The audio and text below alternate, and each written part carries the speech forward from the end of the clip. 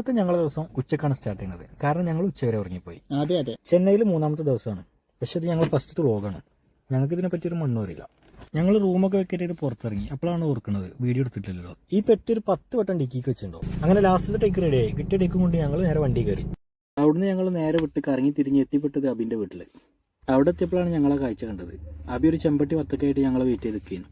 രാവിലെ എണീക്കാതെ ഉച്ചക്ക് എണീറ്റുകൊണ്ട് ഇതിന് ഞങ്ങൾക്ക് ബ്രേക്ക്ഫാസ്റ്റ് വെള്ളം നിറയോളം ഞങ്ങൾ വത്തക്ക തന്നു. അബിക്ക് ടൗണിൽ പോയിട്ട് 1-2 കാര്യങ്ങൾ ചെയ്യാണ്ടായിരുന്നു. അതൊക്കെ കഴിഞ്ഞ് അവിടെ ഞങ്ങൾ നേരെ ഗൂഗിളിൻ്റെ വീട്ടിലേക്ക് വിട്ടു. ഗൂഗിളിൻ്റെ വീട്ടിൽ പോയി ഫുഡെല്ലാം കഴിച്ച് കുറച്ച് നേരം അവിടെ ടൈം സ്പെൻഡ് ചെയ്ത് ഞങ്ങൾ പിന്നെയും പുറത്തേക്ക് ഇറങ്ങി. ഇനി നമ്മൾ പോകുന്നത് ഒരാളെ വീട്ടിലേക്കാണ്. ആരെ വീട്ടിലേക്കാണെന്ന് അവിടെ തിരികണം. ആളെ വീടിൻ്റെ അവിടെ വണ്ടിയെല്ലാം പാർക്ക് ചെയ്ത് ഞങ്ങൾ നേരെ വീട്ടിലേക്ക് വെച്ച് പിടിച്ച്. ആളെ നിങ്ങൾക്ക് മനസ്സിലായി എന്ന് വിചാരിക്കുന്നു.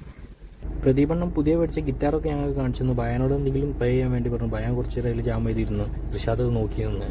ഭയാൻ്റെ കാട്ടിക്കൂട്ടൽ കഴിഞ്ഞതിന് ശേഷം സാധനം മാസ്റ്ററിൻ്റെ കയ്യിലെത്തി. പ്രദീപണ്ണം വായിക്കുന്നത് കേട്ട് ഞങ്ങൾ കുറച്ചു നേരം കിളി പാറിയുന്നു.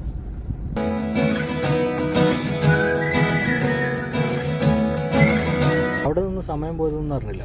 അപ്പോഴാണ് വയറ്റുന്നൊരു കാടൽ. സമയം നോക്കിയപ്പോൾ 10 മണി. സൈത്തൂണിൽ പോയി ഫുഡൊക്കെ കഴിച്ചതിന് ശേഷം ഞങ്ങൾ അവിടുന്ന് പിന്നെ നേരെ ബീച്ചിലേക്ക് വിട്ടു.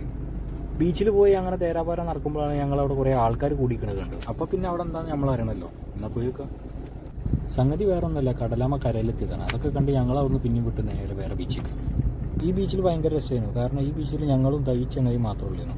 വാന നിരീക്ഷണമൊക്കെ കഴിഞ്ഞ് സമയം നോക്കുമ്പോൾ 6 മണി. നല്ലൊരു സൺറൈസ് കണ്ട് ഞങ്ങൾ പോയി. അപ്പം ശരി.